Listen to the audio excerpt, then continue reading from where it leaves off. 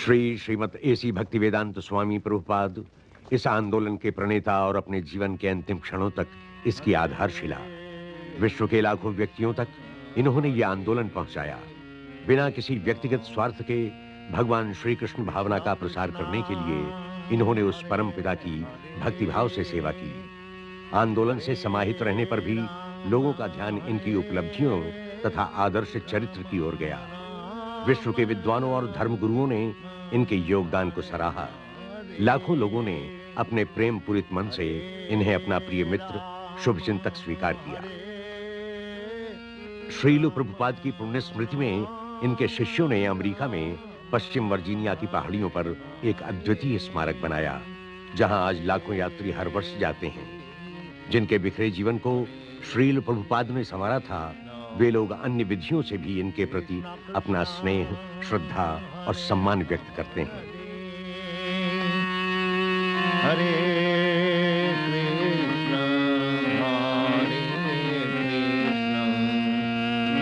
कृष्ण कृष्ण हरे हरे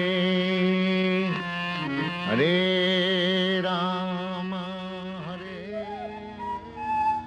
सदैव भगवान श्री कृष्ण का स्मरण, यह मूल मंत्र सदियों से भारत की आध्यात्मिक संस्कृति का लक्ष्य रहा है।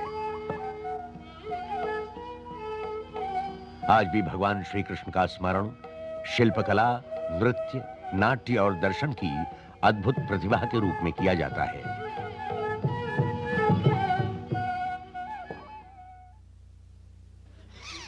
कलकत्ता 1896 भारत की राजधानी और अंग्रेजी साम्राज्य का मुकुट। विशाल भवनों, विस्तृत सड़कों और मनोरम उद्यानों का संगम। यही वो नगर है जहां अभय चरणारविंद भक्ति वेदांत स्वामी का जन्म हुआ। इनके संपन्न परिवार का लक्ष्य व्यापार था, परंतु ये स्वयं जन्म से ही भगवान श्री कृष्ण के परम भक्त थे। अपने बाल्यकाल से ही वे अपने पिता के साथ राधा कृष्ण मंदिर में नियमित जाते थे। 4 वर्ष के होते होते वे अपनी इच्छा से अपने ही घर में श्री राधा कृष्ण की पूजा करने लगे थे। भगवान श्री कृष्ण की स्तुति में जब परंपरागत रथ यात्रा निकलती तो अभय शरण भक्ति विह्वल हो जाते। फिर ये अपने पिता की सहायता से रथ यात्रा का उत्सव अपने घर में ही मनाते। 8 वर्ष की आयु में अभय चरण पास के मुट्टीलाल सील स्कूल में प्रवेश लेते हैं और स्नातक उपाधि के लिए कलकत्ता के प्रतिष्ठित महाविद्यालय स्कॉटिश चर्च कॉलेज के विद्यार्थी बनते हैं। उन दिनों महात्मा गांधी सारे देश में अंग्रेजों के विरुद्ध बहिष्कार आंदोलन की तैयारी कर रहे थे। भारतीय संस्कृति एवं भारतीयों के प्रति अंग्रेजों की दमन नीति की प्रतिक्रिया अभय चरण के संवेदनशील मन पर भी होती है। वो प्रारंभ से ही गांधी जी के इस आंदोलन के समर्थक बन जाते हैं।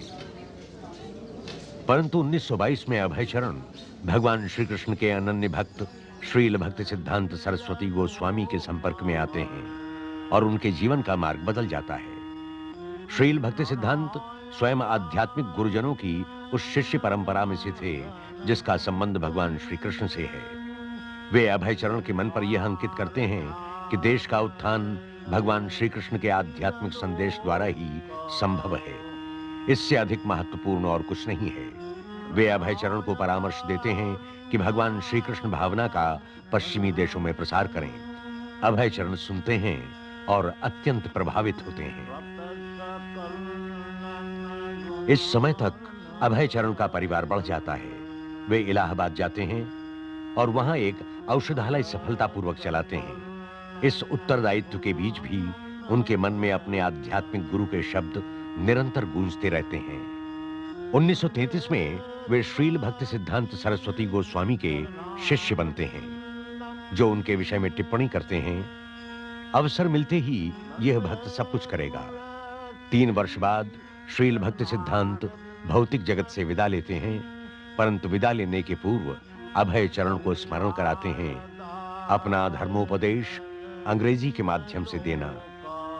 1944 में वे पाक्षिक पत्र बैक टू गॉड हेड का प्रकाशन और वितरण स्वयं अकेले प्रारंभ करते हैं। बैक टू गॉड हेड का प्रथम अंक युद्ध की विभीषिका का चित्र प्रस्तुत करता है। पत्र में यह स्वर स्पष्ट है कि विश्व के लोग शांति चाहते हैं। भगवान के बिना भगवत साम्राज्य चाहते हैं। वास्तव में जब तक हम निस्वार्थ भाव से हरिमय नहीं होंगे, तब तक हमारी शांति योजनाएं असफल होती रहेंगी। युद्ध के पश्चात अभयचरण झांसी पहुंचकर एक भक्त संघ की स्थापना करते हैं। अंतर्राष्ट्रीय संगठन की नियमावली भी तैयार करते हैं, जिसके अनुसार सदस्यों के लिए शांतिमय तथा हरि समर्पित जीवन अनिवार्य है। उनके प्रथम शिष्य आचार्य प्रभाकर इस प्रकार उनका स्मरण करते हैं। दीक्षा लेने के लिए उन्होंने प्रश्न किया, यदि तुम सिगरेट पीते हो तो छोड़ दो, यदि तुम तामस आहार करते हो तो छोड़ दो, और मदिरा मांस आदि खाते हो तो छोड़ दो, मैं तुम्हें अपना शिष्य बना सकता हूं। ऐसे लोग बहुत कम मिले और वे लोग सब चले गए। तब उन्होंने कहा कि इस देश में अभी कृष्ण भावना का विस्तार नहीं, मुझे इस देश से बाहर जाना होगा, वहां लोग मुझे मिलेंगे, जब लौट कर आऊंगा तो फिर इस देश में कृष्ण भावना का काम चलेगा। परंपराओं के अनुसार 55 वर्ष की आयु में अभयचरण पारिवारिक जीवन से मुक्त होते हैं और उसके 5 वर्ष बाद संन्यास ग्रहण करते हैं।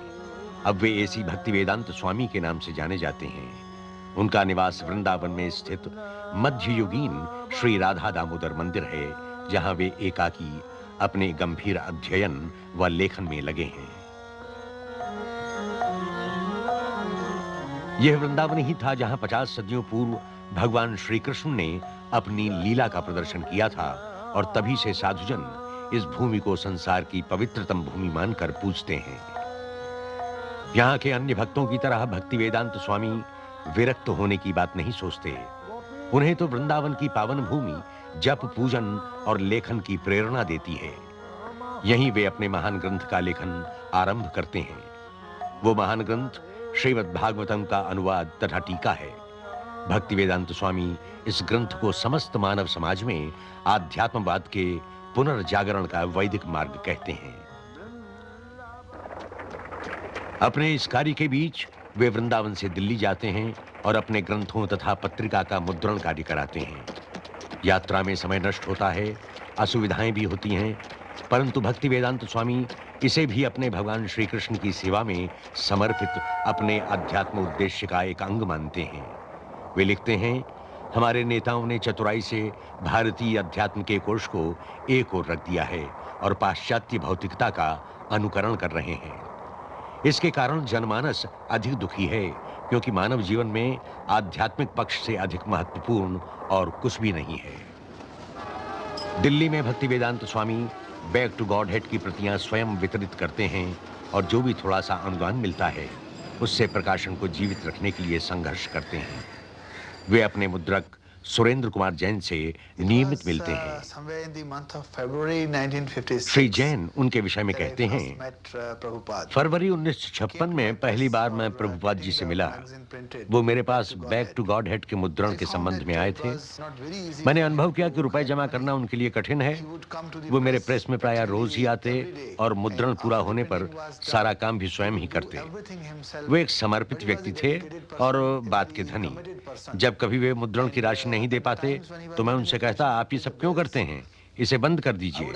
और वे गंभीरता से उत्तर देते, नहीं, ये तो मेरे जीवन का लक्ष्य है। सुरेंद्र कुमार जी, आप एक दिन देखेंगे कि मैं अपने लक्ष्य तक पहुंच गया।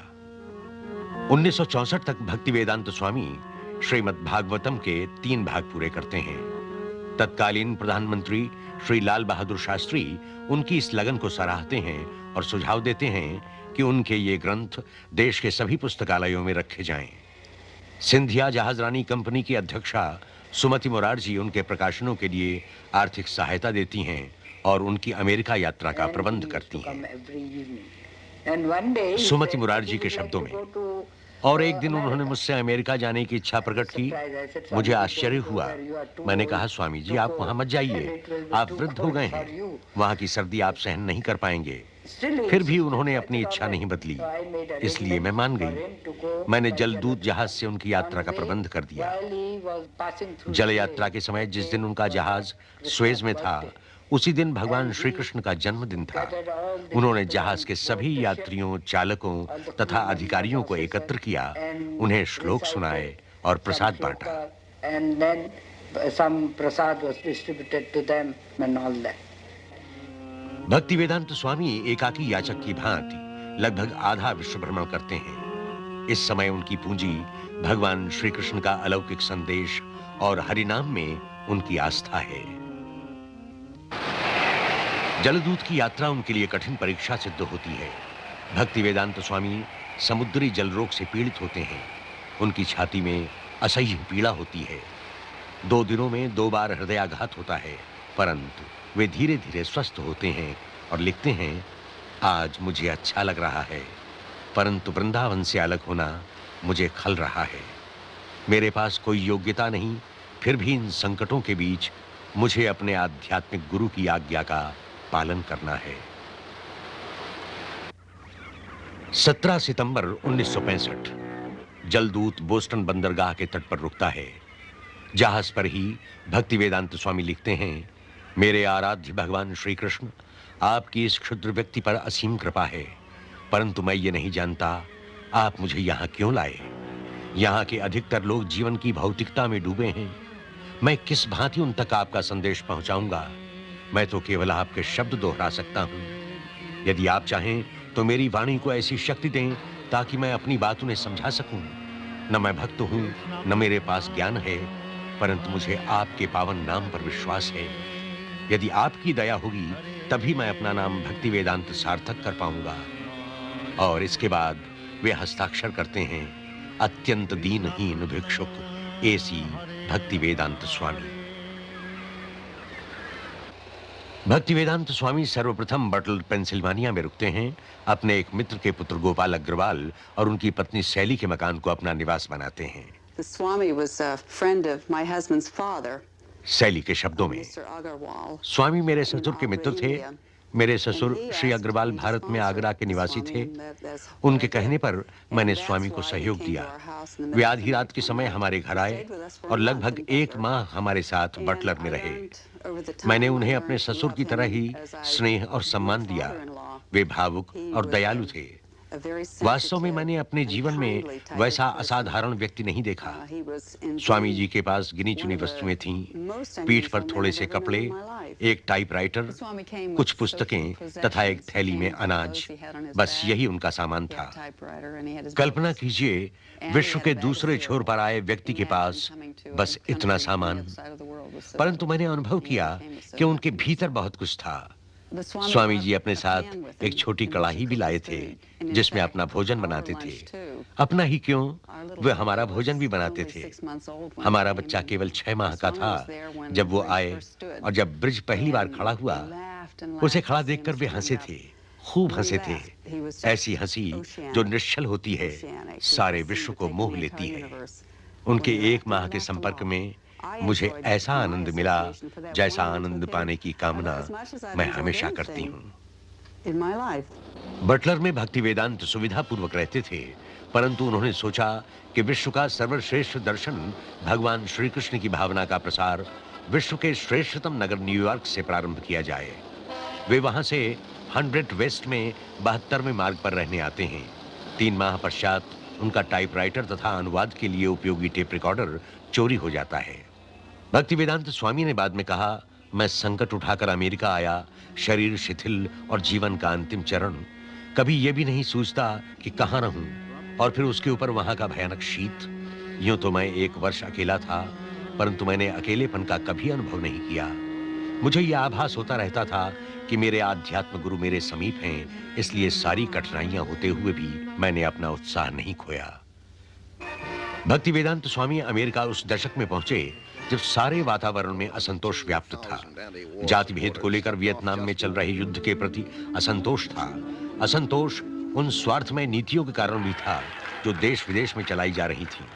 तो शासन से निराश होकर वहां के तरुणों ने एक विरोधी संस्कृति का सूत्रपात किया था। जब भक्तिवेदांत स्वामी अमेरिका पहुंचे, वहां तत्कालीन परिस्थिति के प्रति एक विद्रोह था और लोग विकल्प की खोज में लगे थे। भक्तिवेदांत स्वामी कुछ दिन बावेरी में अपने एक मित्र के घर में कोठे में रहते हैं। मुकुंद स्वामी, जो इस समय उनकी कक्षाओं में उपस्थित रहते थे, अपनी प्रथम भेंट के विषय में कहते हैं। मुकुंद गोस्वामी के शब्दों में, वो बहुत मोटे कांच का चश्मा लगाते थे और एक संस्कृत की पुस्तक सदैव उनके सामने खुली रहती थी।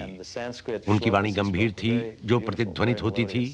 वे साधिकार बोलते थे और उनका संस्कृत श्लोकों का पाठ मधुर होता था। स्पष्ट रूप से वे अद्वितीय विद्वान थे। भव्य व्यक्तित्व था, परंतु रहने का स्थान जानकर मुझे उनके प्रति उत्सुकता हुई। बावेरी न्यूयॉर्क में अत्यंत साधारण स्थल था। इसके बाद चर्चा के लिए मैं उनसे मिला। मैं खड़ा था और वो मेरी तरफ देख रहे थे, एक अबोध बालक की तरह। मैंने अनुभव किया वो मुझे समय दे पाएंगे। वैसे भी उन्हें समय की कमी नहीं थी। मैंने प्रश्न किए, उन्होंने उत्तर दिए। इसके कुछ दिनों बाद वे पड़ोस के सेकेंड एवेन्यू में चले आए। हमने उनकी सहायता की और उन्हें एक छोटा सा स्थान रहने को मिल गया, जिसमें पीछे की ओर एक स्वतंत्र कमरा था और सामने एक दुकान की रूपरेखा। उसके कुछ ही दिनों बाद ये दुकान का भ्रम कराने वाला सेकेंड एवेन्यू, जो न्यूयॉर्क के लोअर ईस्ट साइड में था और चारों ओर हिप्पियों से घिरा था, एक भव्य श्री कृष्ण मंदिर में परिवर्तित हो गया। मुझे स्मरण है वहां एलन गिल्सबर्ग ने आना शुरू किया था। उनका लोअर ईस्ट साइड में आना ही उनके सामाजिक मूल्यांकन का प्रमाण था। वहां की परिपाटी थी कि स्वामी, योगी और महत्वपूर्ण गुरुजन शहर के उस ओर ठहरते थे जहां उन्हें पूंजीपतियों का सहयोग और सहायता मिलती थी। उसी ओर एक शानदार भवन में कृष्णमूर्ति रहते हैं और फ्रांस में बनी सामग्री का उपयोग करते हैं। भक्ति वेदांत स्वामी का स्थान तो कलकत्ते की गलियों का स्मरण कराता है। वहां तो हिप्पी भी हैं जो कलकत्ते में नहीं। वास्तव में वे उपयुक्त स्थान पर ज्ञान का प्रकाश और आत्मा का संगीत ला रहे हैं। यही उसकी आवश्यकता है। उस स्थान की एक विशेषता और है, सन 60 के दशक में वो बौद्धिकता का केंद्र था और अब लगता है कि बौद्धिकता वहां लौट रही है।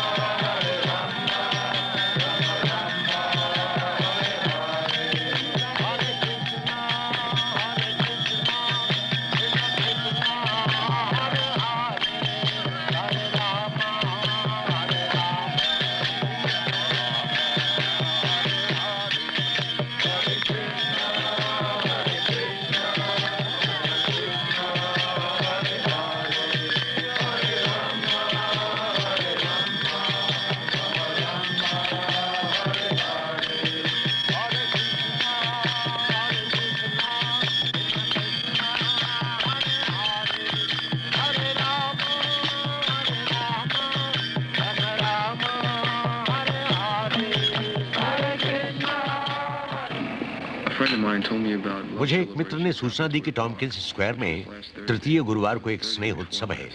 मुझे याद आया कि मैं भी किसी योग्य गुरु की खोज में हूँ, तो मुझे भगवान श्री कृष्ण ने वहां भेज दिया। मैं उनसे मिला, कुछ प्रारंभिक औपचारिकता हुई और मैंने समझ लिया कि स्वामी जी के मन में कुछ अवश्य है। I came here in America in September 1965.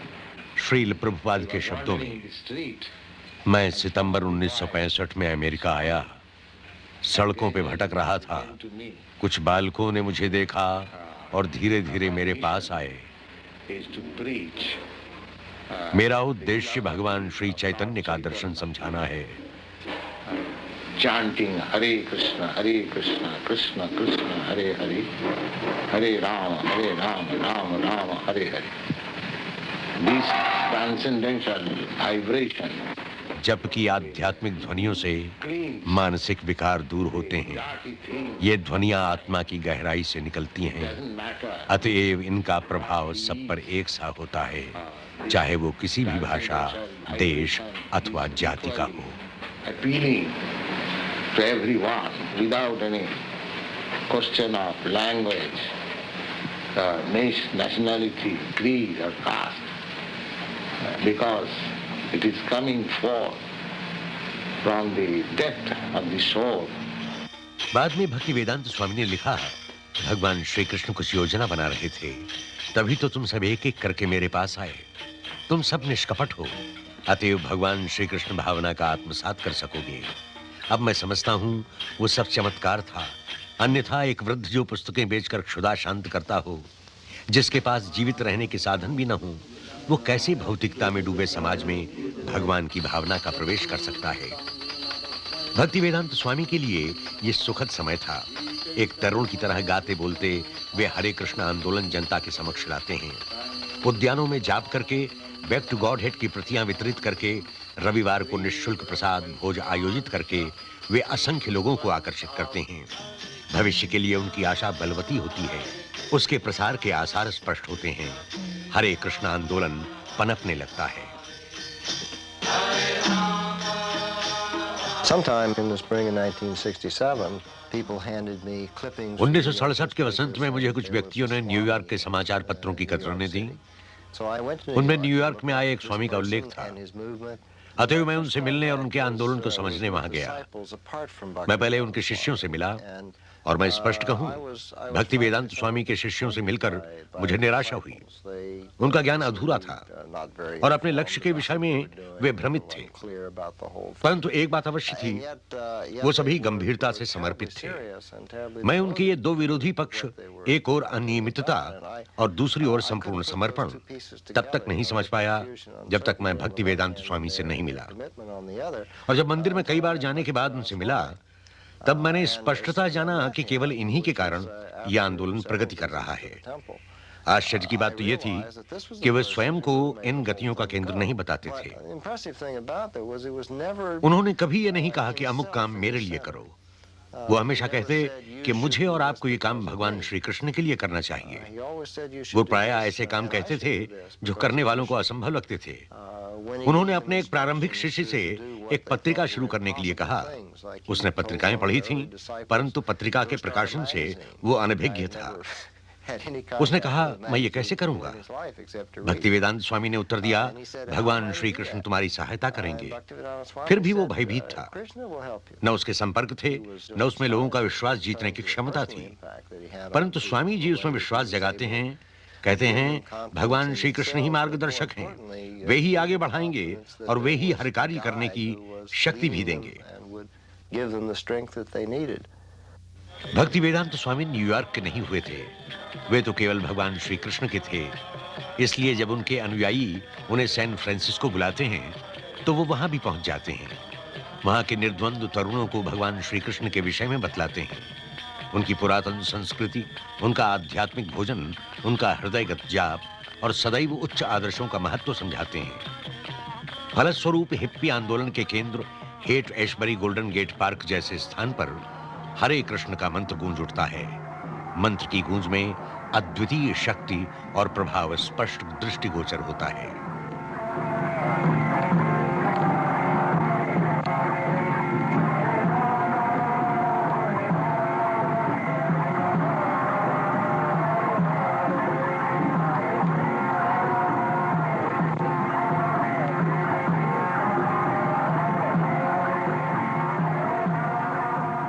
New York में भक्ति वेदांत स्वामी निष्कपट अनुयायियों को एकत्र करते हैं और हरे कृष्ण आंदोलन गतिमय होने लगता है। भक्ति वेदांत स्वामी को लोग सम्मान से प्रभुपाद कहने लगते हैं, जिसका अर्थ उन चरणों से है जिनके समीप गुरुजन भी बैठते हैं।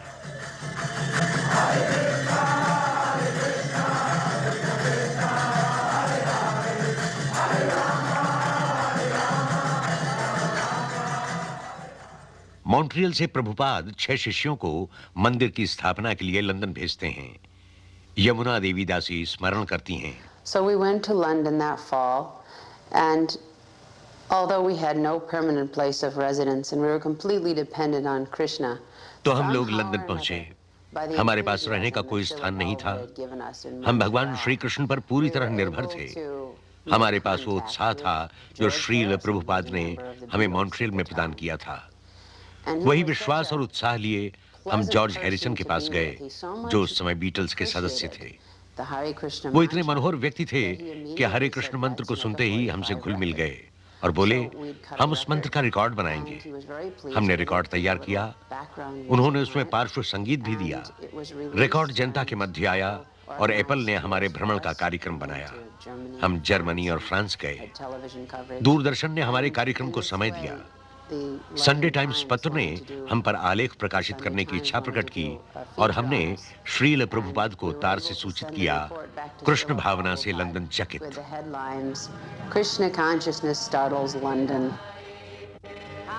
कृष्ण भावना की दार्शनिक यश से प्रभावित होकर जो भी श्रील प्रभुपाद के पास शिष्य होने आता था वो इसे स्वीकार करते थे। हिंदुओं की कट्टरता के आधार पर नहीं वरन योग्यता और सच्चाई के आधार पर उसे ग्रहण करते थे। भारतीय आध्यात्मिक जीवन के इतिहास में आज तक ऐसा नहीं हुआ। इस दुष्टर कार्य की ओर किसी ने साहस भी नहीं किया कि पाश्चात्य देशवासियों को परिवर्तित कर उन्हें पूरी तरह भगवान श्री कृष्ण का भक्त बनाए। परंतु अपनी अतुलनीय आध्यात्मिक शक्ति और ईश्वरीय कृपा से वे सफल हुए। ऐसे सफल हुए जैसी उन्हें स्वयं भी आशा नहीं थी। यह आंदोलन कितना पुराना है? ऐतिहासिक दृष्टिकोण से यह लगभग 5000 वर्ष पुराना है। क्यों पाश्चात्य जगत अब इसकी ओर आकर्षित हो रहा है? इधर कुछ वर्षों से ही पाश्चात्य जगत पर इस आंदोलन का प्रभाव पड़ रहा है। ऐसा क्यों? पाश्चात्य देशों की तरुण पीढ़ी निराश और कुंठित है। हिप्पी आंदोलन इसका प्रमाण है।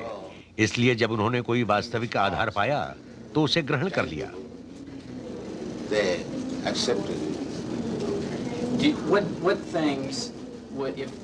यदि संपूर्ण संयुक्त राज्य श्री कृष्ण पर उतना ही विश्वास करने लगे जितना आप करते हैं तो इस देश का क्या होगा? इसमें क्या परिवर्तन होगा?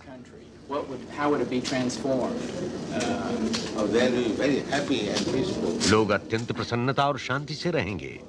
उसके बाद यहाँ हिप्पी नहीं रहेंगे। आप हिप्पी किसे कहते हैं? वो जो धूम्रपान करता है। आप मुझसे अधिक जानते हैं। कुछ असामान्य, विलक्षण।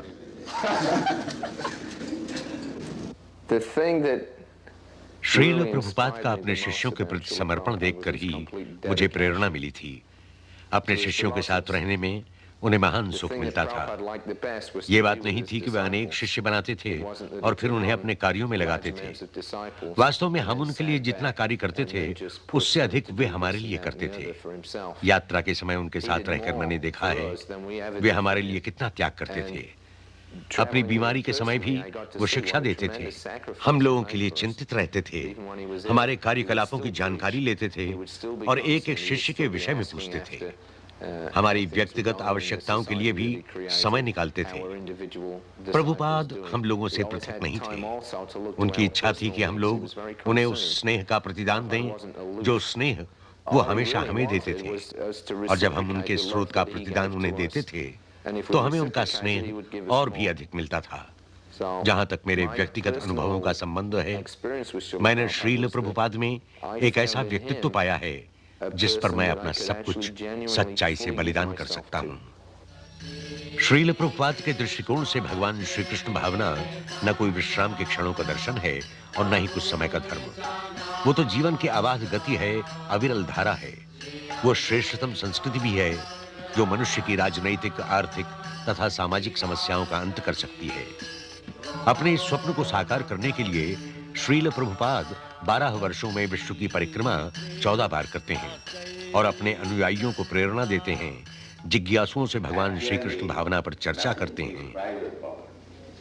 श्रील प्रभुपाद के शब्दों में, वास्तव में हमारी व्यक्तिगत निधि कुछ नहीं है, जो है सब भगवान का है। हमने भगवान की निधि चुराई है और उस पर अपना अधिकार जताते हैं। जैसे ऑस्ट्रेलिया, वहां अंग्रेज आए, पर क्या ऑस्ट्रेलिया अंग्रेजों की संपत्ति है?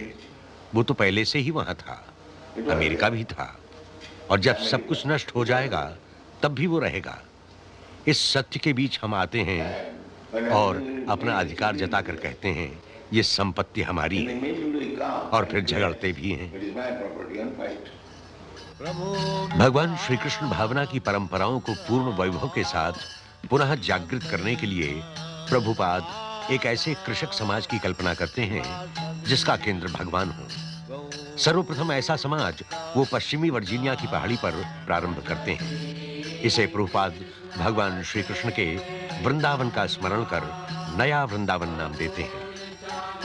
1972 में श्रील प्रभुपाद डेलास टेक्सास में भगवान श्री कृष्ण भावना पर आधारित प्राथमिक शाला प्रारंभ करते हैं।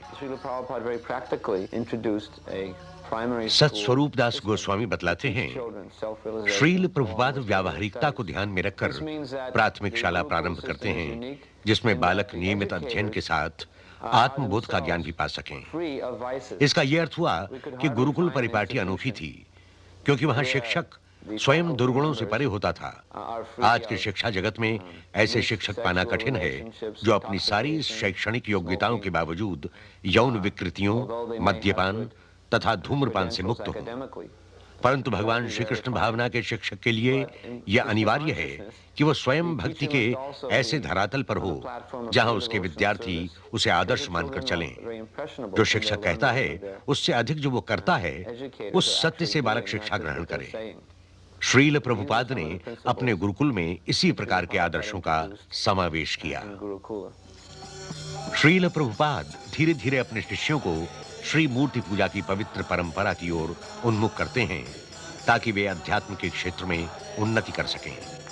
वे कहते हैं, भगवान श्री कृष्ण केवल ज्ञानेंद्रियों की सहायता से नहीं समझे जा सकते, परंतु मूर्ति के रूप में वे स्वयं हमारे सामने प्रकट होने की कृपा करते हैं और हमारी सेवा स्वीकार करते हैं। जब हम मूर्ति की सुंदरता की ओर आकर्षित होंगे, तब हमारे मन से भौतिक वस्तुओं का आकर्षण नष्ट हो जाएगा। जो जो हम मूर्ति की सेवा करेंगे, त्यों-त्यों हमारे मन में भगवान के प्रति निष्ठा बढ़ती जाएगी और यही निष्ठा हमारे जीवन को सफल करेगी।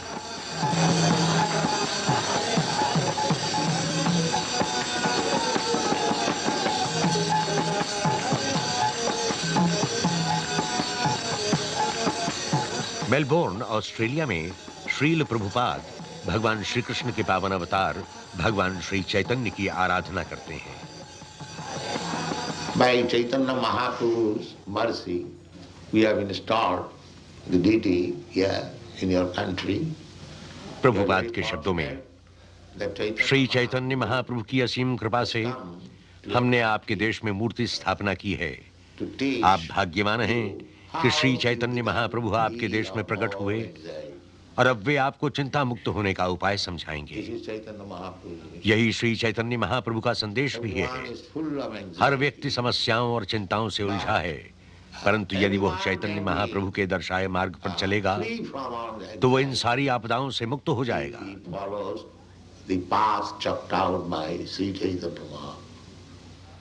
इस युग में मनुष्य का बड़ा पतन हुआ है, अतएव उत्थान का मार्ग भी बड़ा ही सहज बतलाया गया है। हरि नाम का जप ही सबका भाग्य विधाता है। They have been recommended simply to chant the holy name of God. That's all. America में आने के 5 वर्ष बाद तक श्रील प्रभुपाद भगवान श्री कृष्ण भावना का परिचय पाश्चात्य नागरिकों को कराते हैं, जिसमें गृहिणियों से लगाकर हिप्पी और प्रशासक तक आते हैं। उसके बाद नवंबर 1971 में विश्व भ्रमण के पश्चात वे अपने कुछ अनुयायियों सहित दिल्ली आते हैं। वहां के मेयर उनका स्वागत कुछ ऐसे करते हैं जैसे घर लौटे किसी महान देशभक्त का किया जाता है। प्रभुपाद भगवान चैतन्य का उदाहरण देते हैं। भारत में जन्म लेने वाले हर व्यक्ति का कर्तव्य है कि दूसरों के हित में भगवान श्री कृष्ण भावना का प्रसार करे। यही भारत का सबसे महान वैभव है और यही अनूठा उपहार वो विश्व को दे सकता है। दिल्ली के मैदान में 30,000 भारतीय एकत्र होते हैं। वे पाश्चात्य भक्तों को देखने और प्रभुपाद को सुनने के लिए उत्सुक हैं।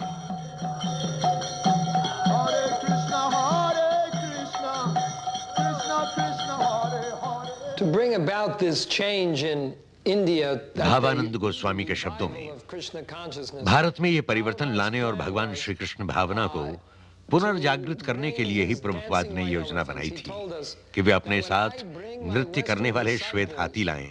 उन्होंने मुझसे कहा था, जब मैं अपने शिष्यों के साथ भारत आऊं तो भारतीय मेरे नृत्य करने वाले श्वेत हाथियों को देखने अवश्य आएंगे।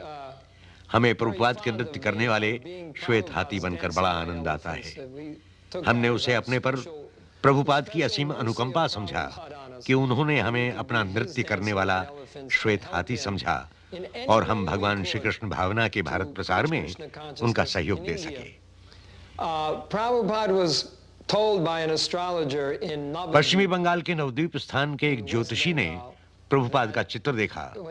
उनका भव्य चेहरा देखकर उसने भविष्यवाणी की थी, इस व्यक्ति में ऐसी योग्यता है कि वो सारे संसार को शांतिपूर्वक रखने के लिए एक घर बना सकता है। जब मैंने ये प्रभुपाद से कहा तो बोले, यही तो मेरा उद्देश्य है। भगवान श्री कृष्ण भावना का भवन इतना विशाल है कि उसमें संपूर्ण विश्व शांतिपूर्वक रह सकता है। यद्यपि हरे कृष्ण आंदोलन सारे विश्व में फैल रहा था, फिर भी प्रभुपाद उसका मूल भारत भूमि पर ही रखना चाहते हैं। वे पश्चिमी बंगाल में मायापुर जाते हैं, जो भगवान श्री चैतन्य का जन्म स्थल है। वे भगवान चैतन्य ही थे जिन्होंने 500 वर्ष पूर्व सामूहिक रूप से हरिनाम आंदोलन प्रारंभ किया था। मायापुर में भक्तों ने एक छोटा सा भूमिखंड खरीदा और उस पर अंतरराष्ट्रीय विश्राम गृह का निर्माण शुरू किया। भवन निर्माण की कला से अनभिज्ञ मुट्ठी भर भक्तों के लिए यह कार्य कठिन था। श्रील प्रभुपाद उन्हें निर्देश देते हैं, प्रोत्साहित करते हैं। हम अपने आवास के लिए घास की झोपड़ी से संतुष्ट हैं, परंतु यदि हमारे पास केवल घास की झोपड़ी ही हुई तो यहां कौन आएगा? हम अपनी धरती को जितना ही अधिक सजाएंगे, उतने ही अधिक लोग आकर्षित होंगे। प्रभुपाद यहां ज्ञान का विशाल मंदिर बनवाना चाहते हैं, जिसमें विश्व की बड़ी से बड़ी वेधशाला समा सके और उसके चारों ओर आध्यात्मिक नगर हो, जिसमें पाठशालाएं, दुकानें, खेत और अनेकों छोटे छोटे मंदिर हों, जिसमें भगवान श्री कृष्ण की वंदना की जा सके।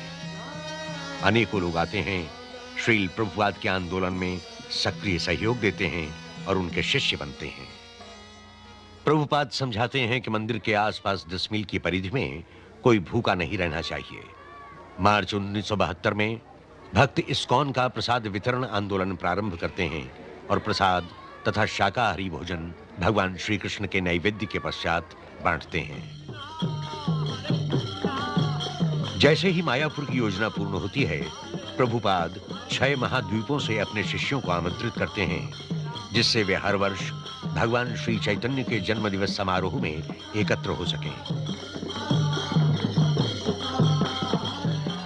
वृंदावन में श्रील प्रभुपाद अपने शिष्यों की आयोजित यात्रा पर विभिन्न पवित्र स्थानों के दर्शन कराते हैं और स्वयं भगवान श्री कृष्ण की लीलाओं का वर्णन करते हैं। भक्त यमुना के निर्मल जल में स्नान कर धन्य होते हैं। जमुना जय जय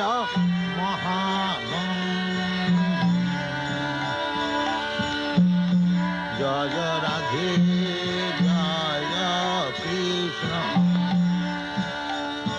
जय वृंदावन।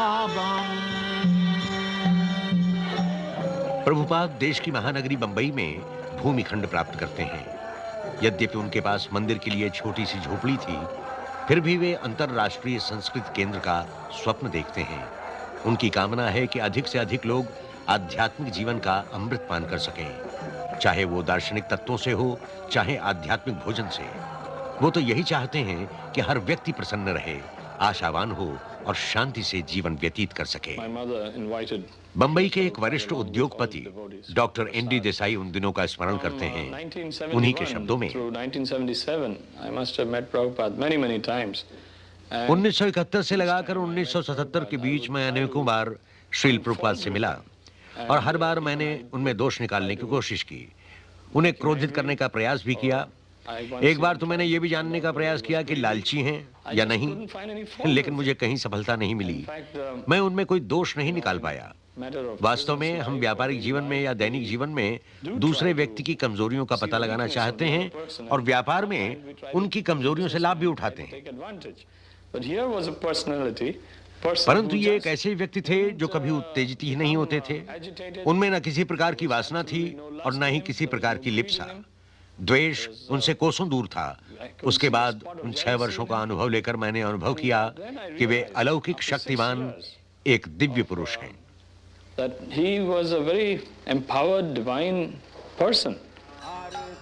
श्रील प्रभुपाद कहते हैं, मैं देख रहा हूं मेरे सभी स्वप्न धीरे धीरे साकार हो रहे हैं। बंबई में संगमरमर का विशाल मंदिर, एक स्टेज, एक भोजनालय, एक पुस्तकालय तथा 2 मीनारों वाला 7 मंजिलों का आश्रम। मायापुर में योजनाबद्ध आध्यात्मिक नगर पनप रहा है। Hare Krishna,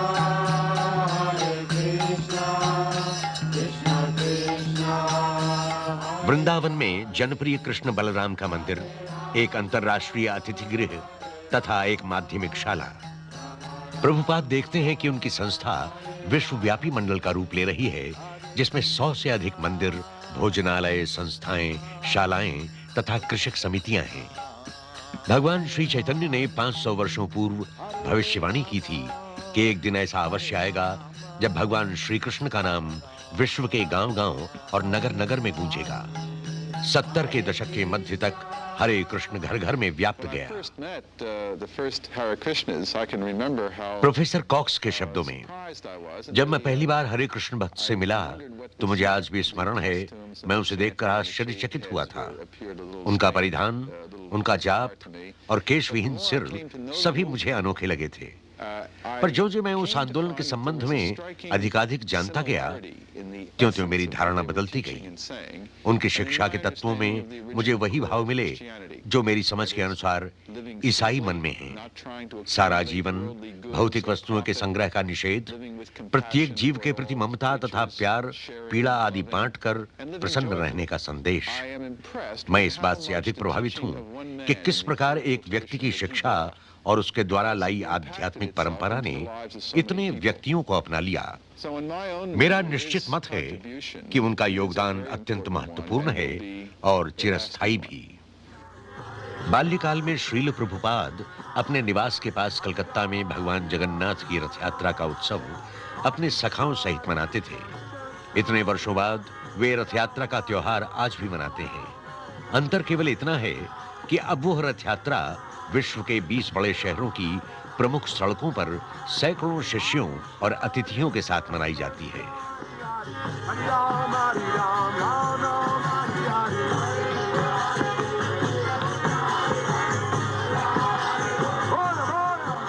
People follow Srila Prabhupada के शब्दों में, लोग अमेरिका निवासियों के पीछे भागते हैं, उनका अनुकरण करते हैं। मैं पूरे विश्व का भ्रमण करता हूं और देखता हूं वे गगनचुंबी अट्टालिकाएं बना रहे हैं, आपके देश का अनुकरण कर रहे हैं। इसलिए यदि आप भगवान श्री कृष्ण भावना को अपनाते हैं, उनका जप करते हैं, भाव विभल होकर नृत्य करते हैं, तो सारा विश्व आपके पद चिन्हों पर चलेगा और फिर यह वैकुंठ बन जाएगा। कष्टों से हमें त्राण मिल जाएगा। धन्यवाद। हरे कृष्णा कृष्णा कृष्णा हरे हरे, हरे राम राम राम हरे हरे, हरे कृष्णा कृष्णा कृष्णा हरे हरे, हरे राम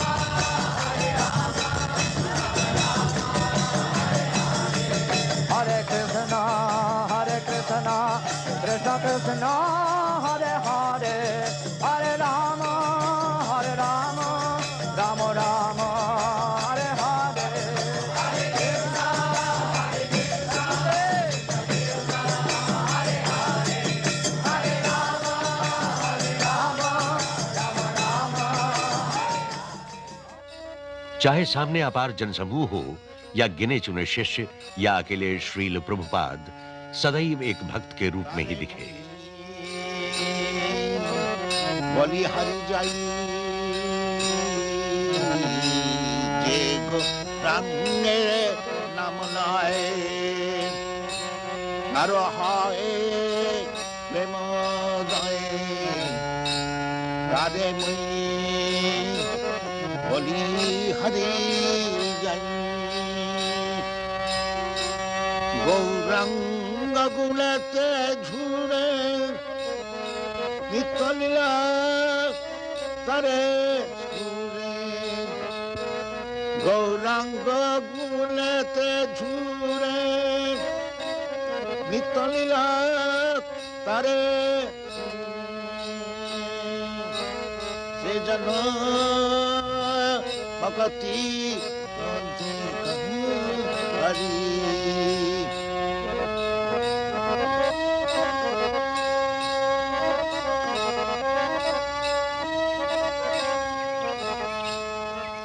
श्रील प्रभुपाद विश्व के किसी भी भाग में रहें, उनकी दिनचर्या नियमित रही।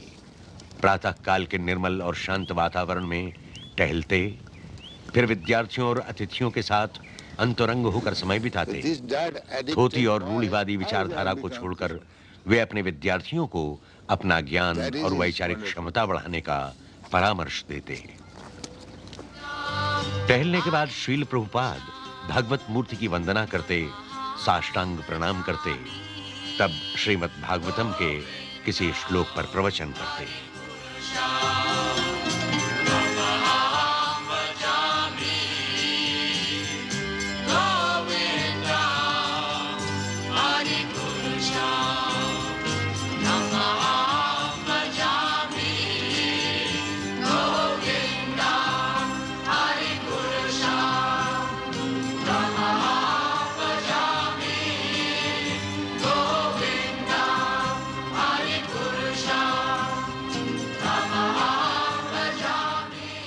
So you may have $2 million, I may have $10, you may have $100.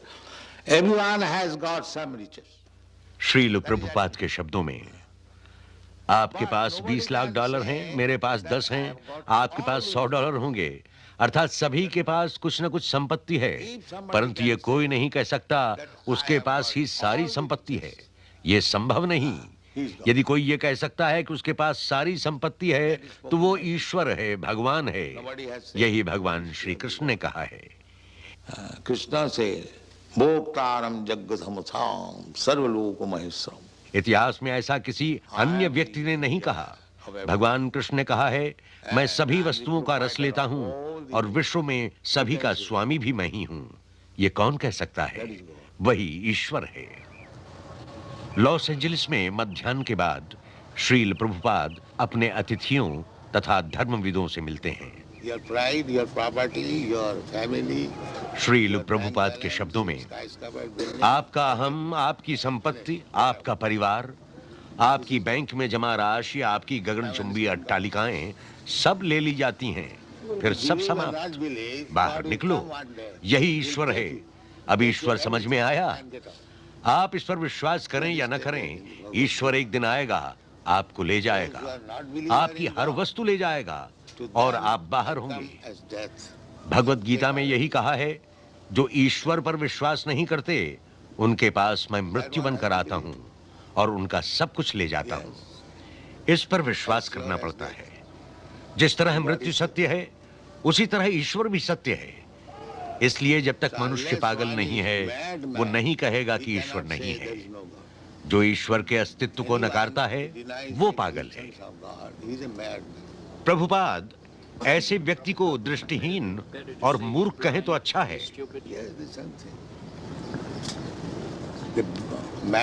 पागल सभी मूर्खताओं का योग है।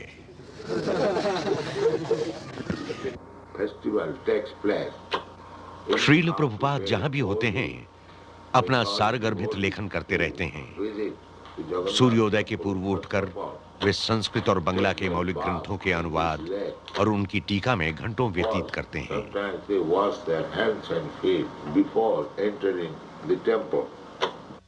उनका सर्वाधिक महत्वपूर्ण योगदान उनकी पुस्तकें हैं।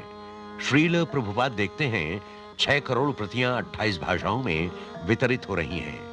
दर्जनों विश्वविद्यालयों के आचार्य उनकी पुस्तकों को आदर्श पाठ्य ग्रंथों के समान उपयोग में लाते हैं तथा उन पर प्रशंसात्मक टीकाएं लिखते हैं। डॉक्टर जूरा के शब्दों में, पाश्चात्य विश्व को उन्होंने श्री कृष्ण चैतन्य के भक्तिमय दर्शन से प्रथम बार परिचित कराकर एक महत्वपूर्ण कार्य किया है।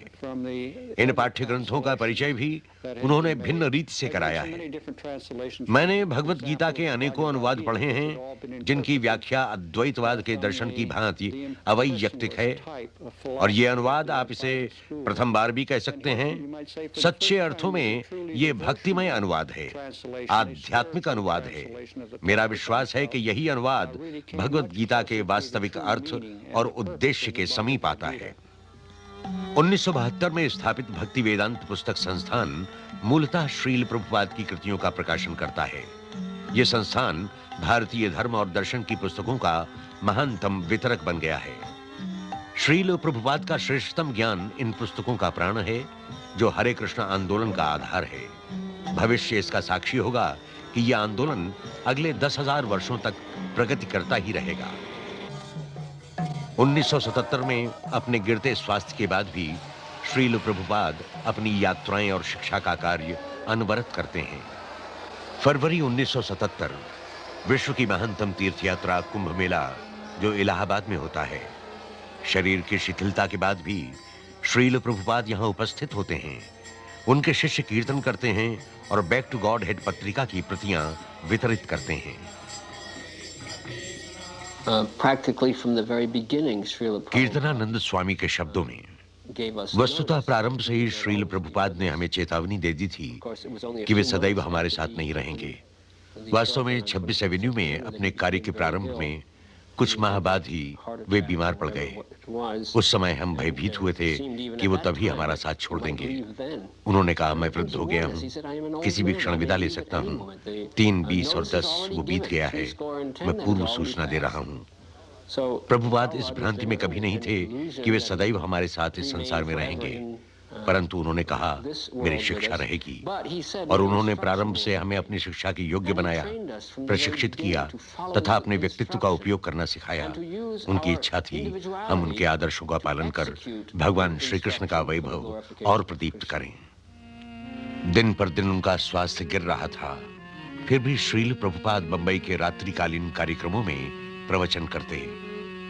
स्वास्थ्य लाभ के लिए वे मई में हिमालय की तराई के नगर ऋषिकेश गए। वहां भी वे अपने शिष्यों को शिक्षा देते हैं। इसके पश्चात अक्टूबर में श्रील प्रभुपाद अपने पुराने निवास वृंदावन को लौटते हैं, जहां वे अपने अंतिम दिन व्यतीत कर सकें।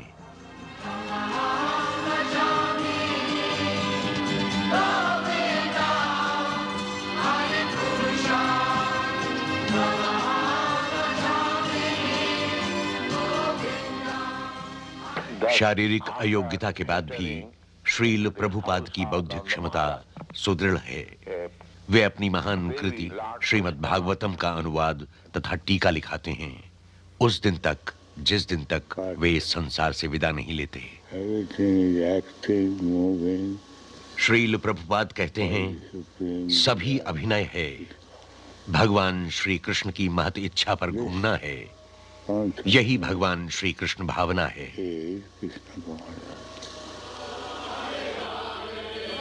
14 नवंबर 1977 श्रीमत एसी भक्तिवेदांत स्वामी प्रादुर्भूत हो गए।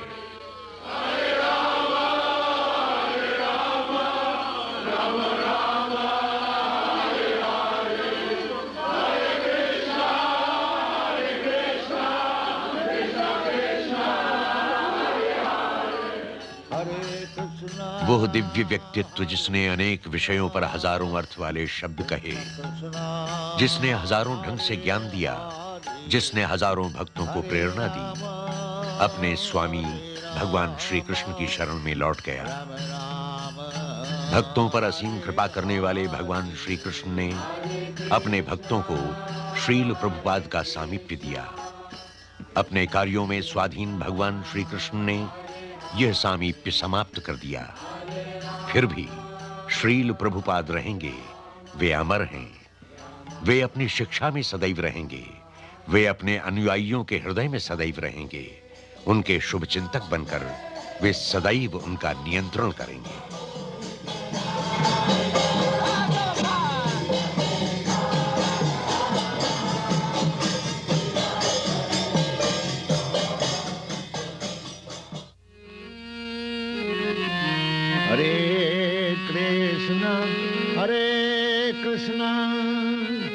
कृष्णा कृष्णा हरे हरे, हरे कृष्णा हरे कृष्णा, कृष्णा कृष्णा हरे हरे।